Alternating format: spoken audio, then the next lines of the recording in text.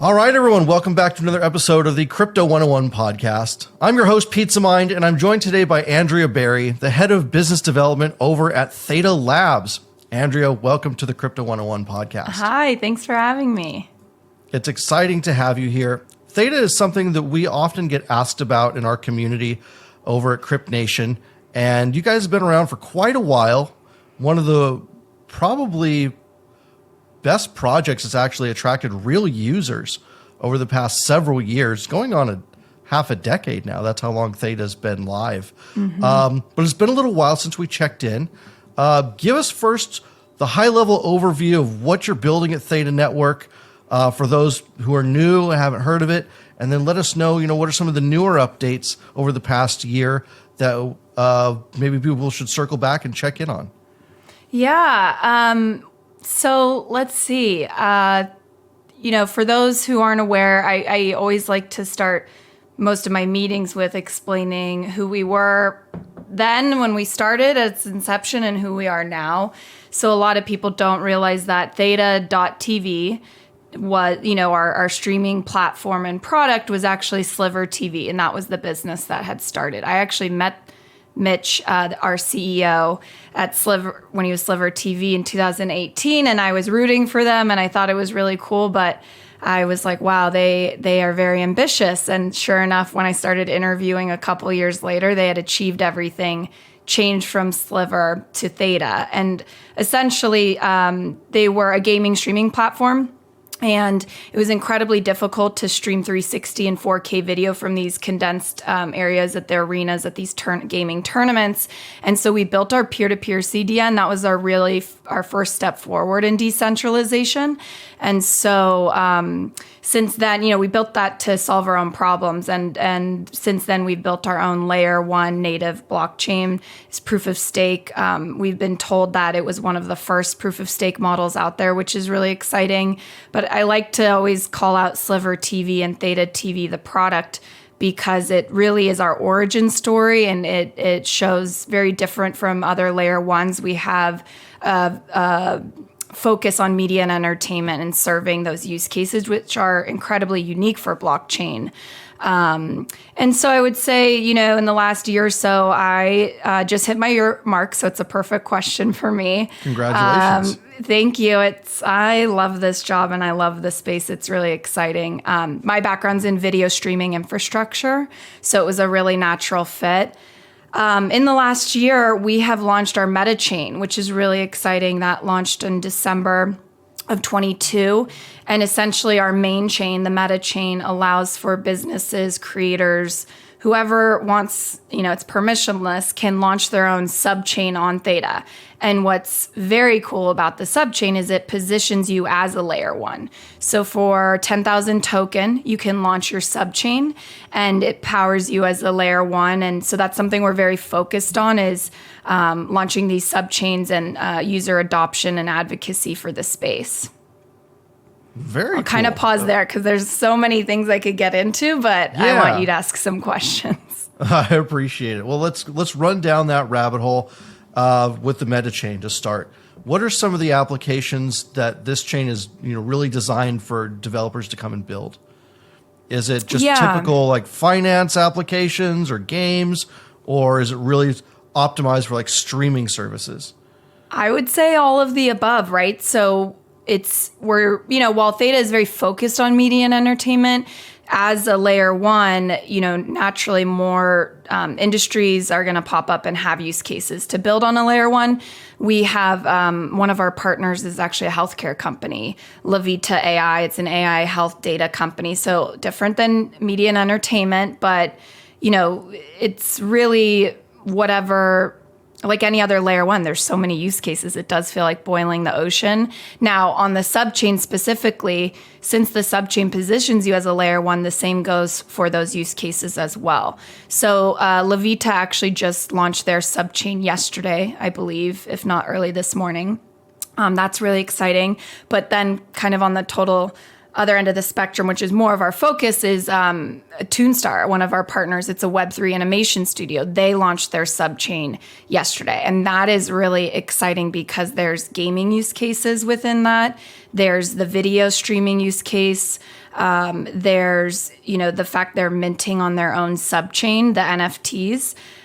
There's lots of different use cases that we're just really scratching the surface of. It feels a little bit like boiling the ocean with that question. So is it possible for maybe content creators like myself to have our own channel on Theta that's just rolling 24/7 content? That's actually a great question. So Theta TV, yes. Theta TV is really like similar to Twitch, where streamers can go and launch and be live 24/7 or go live whenever they see fit, and followers can follow them. But I think a big misconception is that that's who we are, when in reality, Theta TV is really a proof of concept of what can be built on Theta.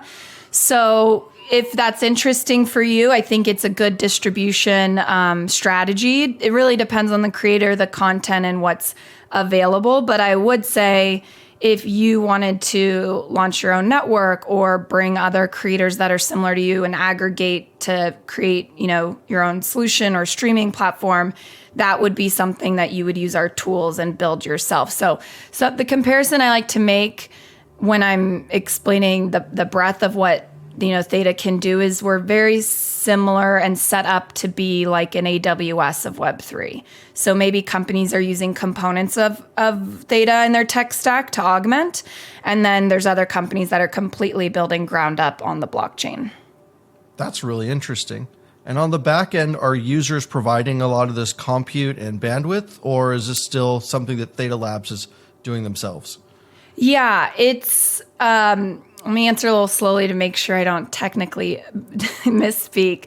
It's both. It's, the edge network is run by nodes, and anybody can set up a node on their computer. Part of my focus in business development is figuring out how we can get, more enterprise nodes and adoption there.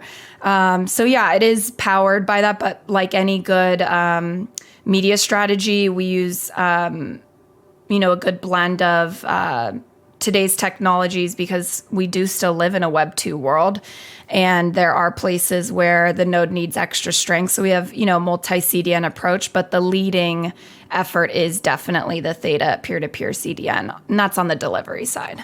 And that's the grand vision once we're fully in Web 3, is everything is decentralized once it's ready. And I think that's important for listeners to understand. There's not centralized or decentralized. Decentralization is a gradient, and it often takes a long time to get from one side of that gradient spectrum to the other, where you're almost mostly decentralized. And that really has to do with adoption and conviction of the network and how much resources people are really willing to donate. Because at the end of the day, you need a business and a product that actually runs and runs well by any means necessary, even if it's using AWS nodes today.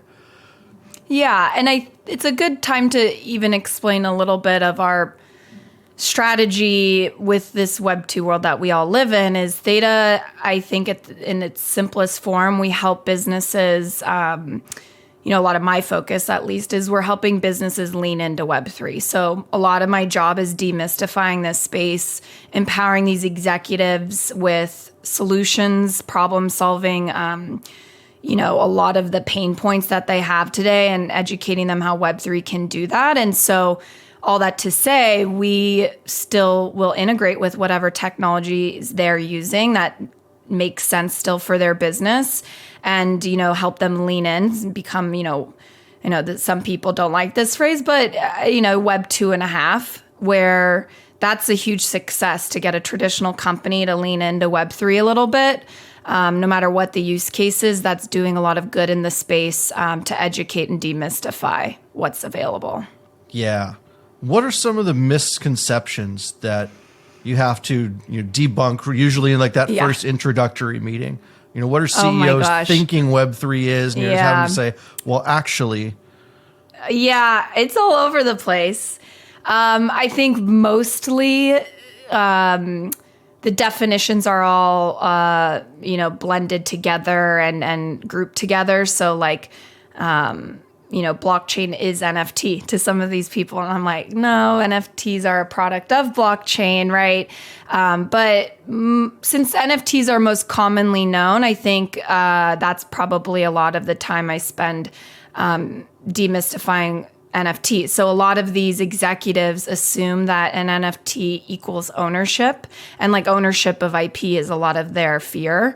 And so, I had a studio executive one time get really fired up with me, and he wasn't yelling. He was yelling at me, but he wasn't yelling at Andrea. He was just really frustrated, saying, studios are the ones who take the risk, investing in creators, developing IP. Why would we just give it away so that, anyone can monetize on that? And I have learned some strategy to just kind of sit back and say, well, what do you mean by that, right? And let him explain, and then say, well, if you'd like to set up the digital contracts that way, you can. However, it can just be your movie ticket. Like, it was a commemorative thing once upon a time where you would, save the concert tickets, movie tickets, and just hang it on our bulletin board.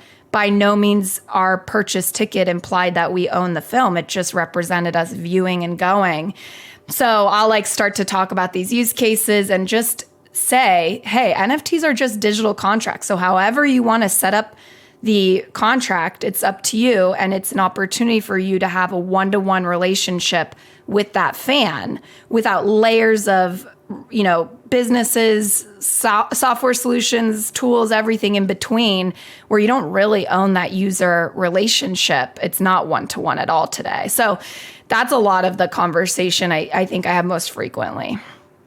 We've seen a lot of Web 2 and other legacy brands try and enter the Web 3 space and just collapse right on their face in the most miserable way possible. And I mean enormous brands that people love and use and are very well respected. And trust, right. And trust, but they have no clue how to relate here. It's like entering a brand new country where they don't speak the language. Yeah.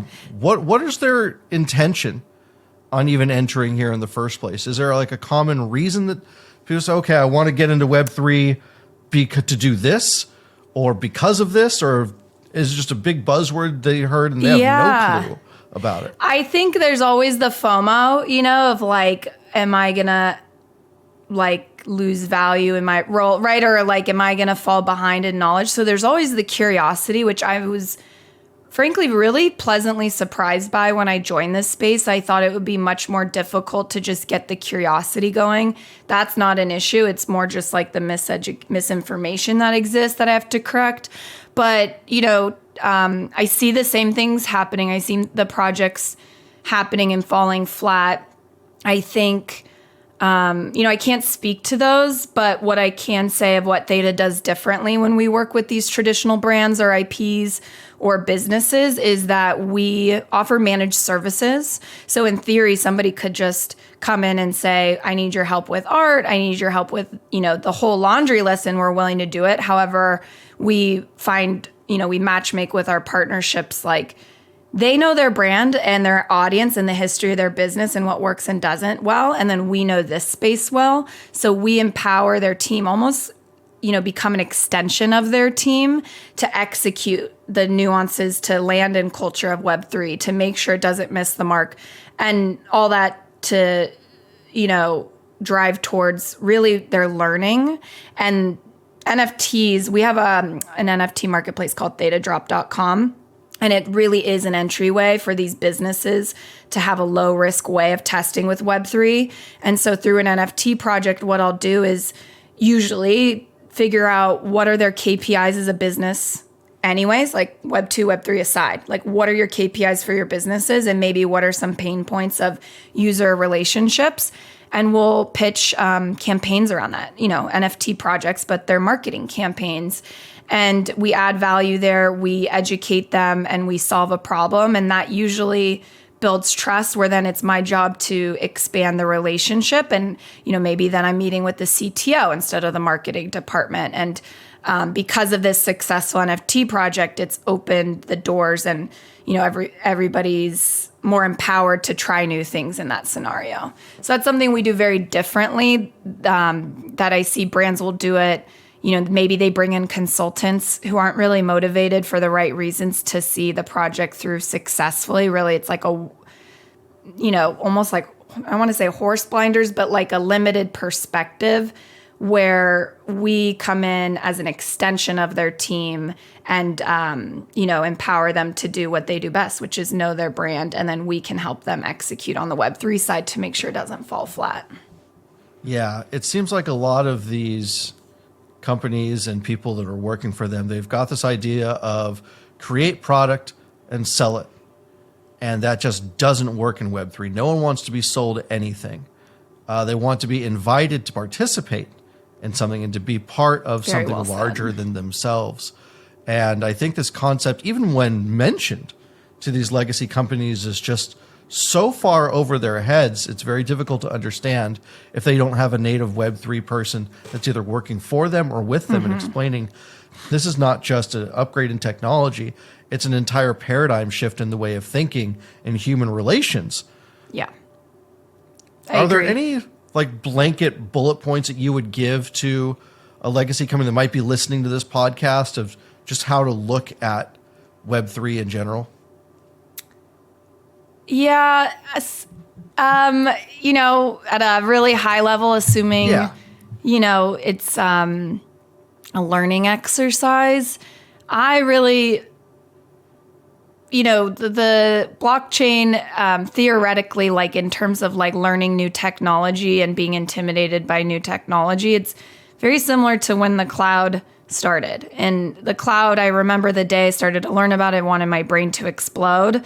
And I was like, well, I'll never need to know about it. But eventually I learned about it and it's demystified and it solved a lot of problems. So I think of blockchain in the same way of cultural adoption and solving problems, is that, if they're looking at their business, like I would create the laundry list of issues and being brutally honest with yourself, or where you're going to fall off, an inevitable cliff that's coming up in the next few years of your business, or, the biggest pain point year over year at your board meetings, like what's the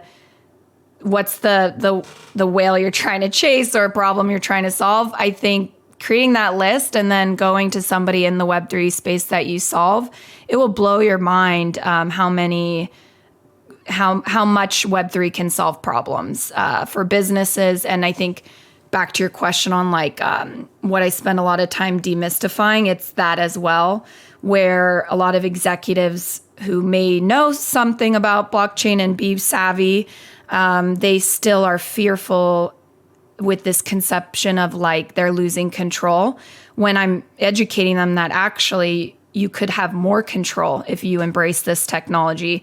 But imagine having more control and your users being happier about that and your creators being happier. Like it really presents an opportunity where multiple parties can all win and get exactly what they want. Yeah, definitely. And I think there's such a huge misconception about Web3 just being NFTs, when NFTs are maybe like 5% of Web3, maybe less. I think the real major use case for enterprise in Web3 isn't NFTs at all, but rather metaverses. Imagine reforming your entire customer service experience into a metaverse, where instead of me as the user having to send an email, hope someone sees it or reads it in the next 2 weeks, or having to log into a website and fill out this stupid ticket form, and again, hope someone sees it, and eventually they get back to me with some template that they just pasted from a macro, which doesn't help me at all. And then another week later, I get human a feel. little bit more human reply, or, God forbid I have to actually call someone and listen to the world's shittiest music coming through the world's shittiest phone speaker for God knows how long, versus a metaverse where I can stand in line as an avatar and actually see when I'm going to get to the front of the line and get to talk to someone.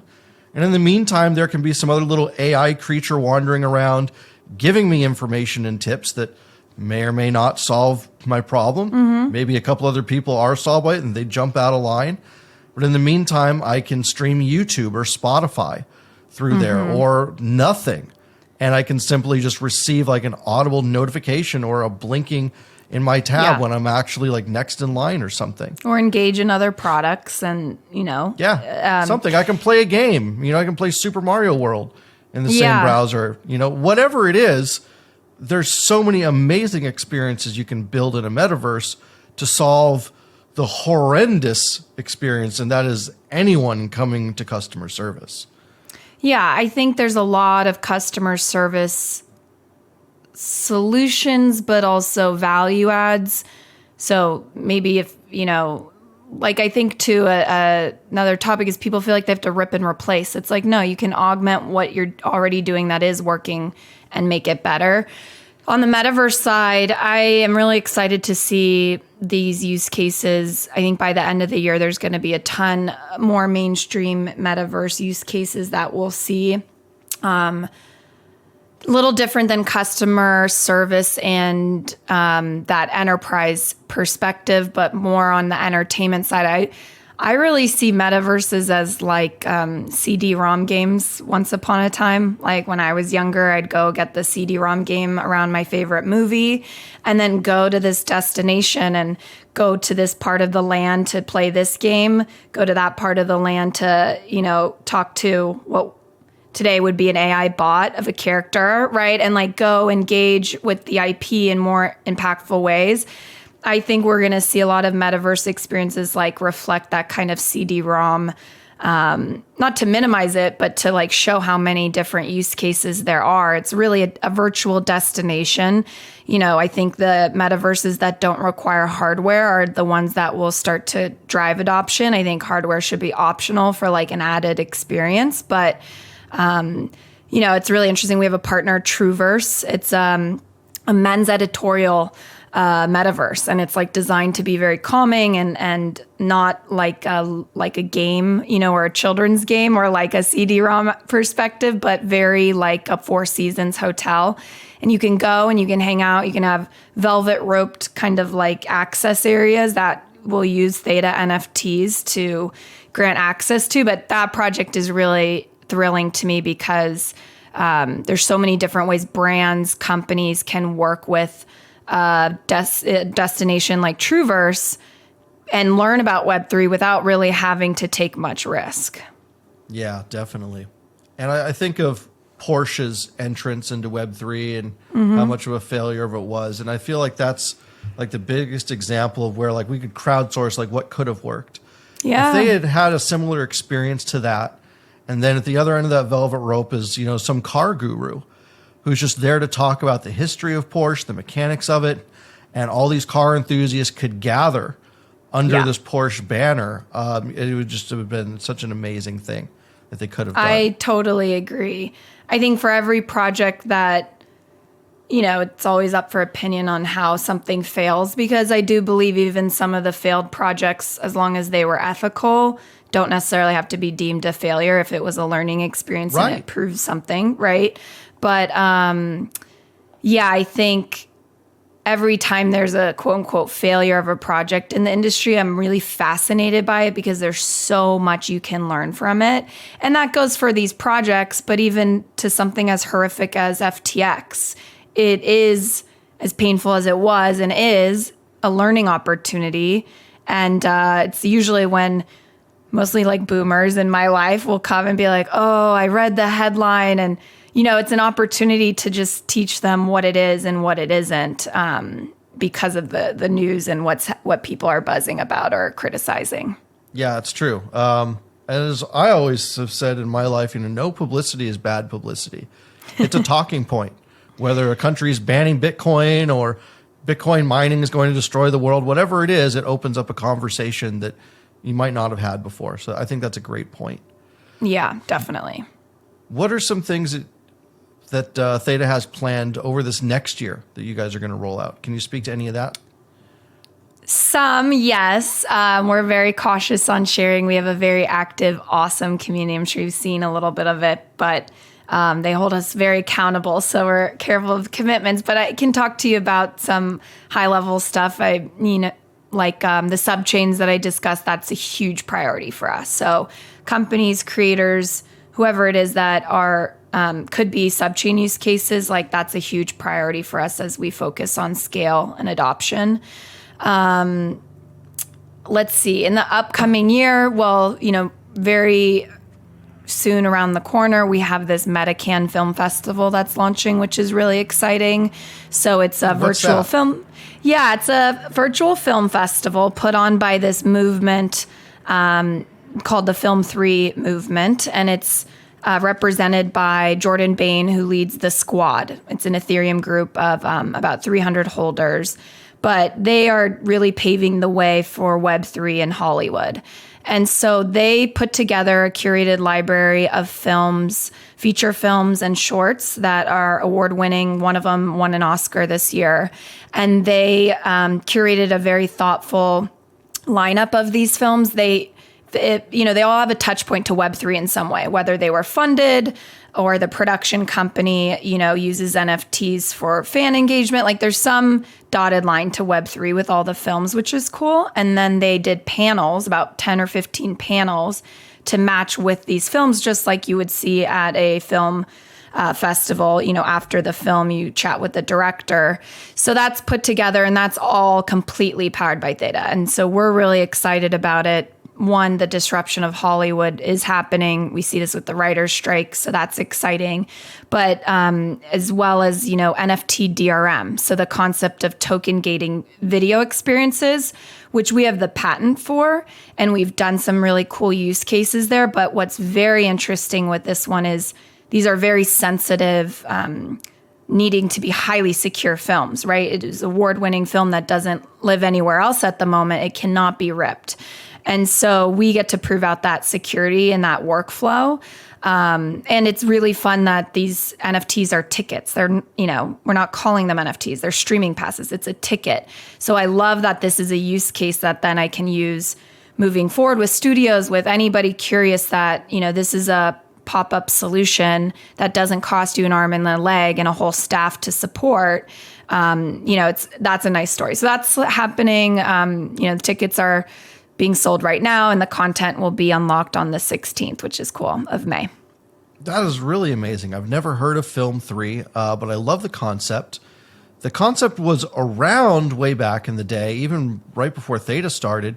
It was a project called Tata 2, and they raised like $500 million in their ICO. And it was endorsed by all kinds of Hollywood celebrities and ended up being a total scam. And never got off the ground, never did anything. But it was a decentralized movie studio where users could vote with their tokens on what films would get produced and like literally everything. And it was such an amazing use case, which is why it raised so much money. I'd love to see someone actually do it and do it the right way. So it sounds like this is kind of like the rebirth of that. Well, and the group... the Film 3 movement, right? Because it's like a movement more than it is a defined group. What I have found really rewarding is being closer to the creator side of everything here, which is important. But there's an ecosystem within this movement. So there's not just creators and filmmakers and directors looking to film projects and be innovative there, but there's all these technology startups now, like Decentralized Pictures, which is a Roman Coppola company that helps fund these projects, but actually provide some voting rights and strategies there, allowing financiers to better track their investments. But there's all of these startups popping up from it that are actually building solutions. So they're more B2B. And that is really why we found so much value working with Film 3 is it's, bringing us closer to this creator use cases and like the MetaCan Film Festival. But then also I'm able to work with these awesome CEOs who have a Hollywood background and are actually doing something about the problems Hollywood has today. So yeah, it is. I'm gonna have to look up that project. I wasn't familiar with it, but I'm sure this is something that Film 3 is like, actually doing. And it's really cool to see the ethos that drives this group. Yeah, that's so cool. I mean, why would you be holding Pepe coins and a bunch of other garbage like that when you could be in super early on Film 3 or Decentralized Science or any of these other really, really small niches that are starting to pop up these days. That's so Yeah. exciting. It is. I'm obviously really focused on utility projects like most people are. It's more tangible, but what's interesting is with our utility, I shouldn't say our utility, when we work with clients and they're launching an NFT project, obviously we're pushing for utility, and that usually means they're using our infrastructure, right? So that's already like more of a land and expand approach there. But yeah, I love it. The other project we have coming up as well is, I'm not sure if you've seen the headlines in the last couple of weeks, but it's this new project by Toonstar, the animation studio, called Space Junk. Have you heard about this at all? It's a really cool project. I live with my head under a keyboard. You will love this one. It's so creative, and it's tapping into traditional, but more of the modern Web3 elements. So, Toonstar is a Web3 animation studio. The founders have, the studio traditional background, and they are launching Space Junk, which is about actual space junk, which is a real problem in the world. We send up trash to space, and it's traveling 17,000 miles per hour and coming back to Earth. And one of them actually hit the moon last year, and it took out 6 football fields on the moon. What? And so, yes, this is like a huge problem. It's really interesting. So this project is this really funny and crude kind of South Park-like animation show that is, obviously focused on space junk. It's from the creator of Workaholics, Dominic Russo. Oh, okay. So it's like Workaholics meets South Park, where it's about the trash collectors in space. And it kind of touches on like billionaires of the world, and it's just really funny, sharp humor. And so we're powering the project. We're partnered with them, and it's going to be using our video player. It's using our NFTs. They've launched a subchain. So it's really cool to think that an IP has its own subchain and is as powerful as a layer one. So it can create an entire economy there. Like it could have a space verse, like a metaverse. It has a game already. But it's really interesting because the NFTs, they have their first, it's the first AI generated character, like her voice, this character named Welbecca. She's a robot in the show. So it's like this cool AI perspective. But the NFTs allow for participatory storytelling, which we talk a lot about in Web3, but I feel like it's very little is actually doing it in real time. So Toonstar releases these episodes every 2 weeks, kind of like South Park, where it's very timely, right? They don't have to produce it 6 months ahead of time. Based off of the community and the characters that they're developing in real time, they will incorporate those elements back into the story, into the show. So, you can develop backstories for characters. It's really interesting, but through the NFTs, that's where you can participate in the community. And that stuff I just like totally nerd out on. It's really fun. That's insane. That's crowdsourced canon. Yeah. For anime or cartoons. It's really animation. Wow. Yeah, it's really fun. And they had a previous project, The Gimmicks, which Mila Kunis was a producer on. And that was very successful. So when we saw that and we got introduced to Toonstar, it was very clear they were a perfect partner for us. They're, yes, an animation studio, but I really call them a technology group. Like they have a staff of engineers and builders. And the way that they are able to have adoption in Web3, it's like kind of irrelevant to the user experience. Like it's so easy to use. It's very frictionless. And they're actually building these products that will then be productized for the rest of Theta's creators to leverage in their own projects. So that's like very important and exciting. That is really exciting. I've never heard anything else like that. So I'm going to have to check that out. Do I need to buy an NFT to be able to watch the show, or just to be able to participate and like give like script input? More the latter. So the episodes will be free. And so anybody can go watch the episodes. And I think that's a great strategy to, have a top of the marketing funnel and get people to join. The NFTs will essentially grant access to the community. So it's like a social destination for you to, build your friendships. Kind of instead of a Discord, it will actually be the website destination. And so there's a social layer there, and then the character wikis and kind of the producer credits elements. That's all done through the NFTs. So you can go to it's spacejunk.thetadrop.com and buy, I think pre-fund will be opening up later this week, but the drop is May 15th. And so that will happen, and it will be this AI-generated kind of storytelling tool. And then these drops will just get more meta, should I say, as the drops go on into the story. It's pretty cool. That's amazing. I'm going to have to make a note of that. Andrea, thank you so much for spending the last 35 minutes with us, and for all you guys are building over at Theta. I'm so impressed. This is really cool. Appreciate that. And where can people follow you for more updates and learn more about the space junk and any other things going on in the side chains? So I would say Theta Network's Twitter is our formal account. It's Theta_network. My Twitter account is W3Andrea. So I like to engage with the community and talk about pop culture, media, sports, plants, but most importantly, Web3. And then Space Junk is at Space Junkies. Or you can go to spacejunkies.xyz to participate. And MetaCan for any film buffs, it's a chance to participate in the Film 3 group. That's metacan.thetadrop.com, which you can go find on my Twitter as well. Fantastic. Thank you so much. Looking forward to catching up with you again in the near future. But for now, we'll say goodbye, and we'll be back later on this week with another great episode here at the Crypto 101 podcast. Thank you. Thanks for having me.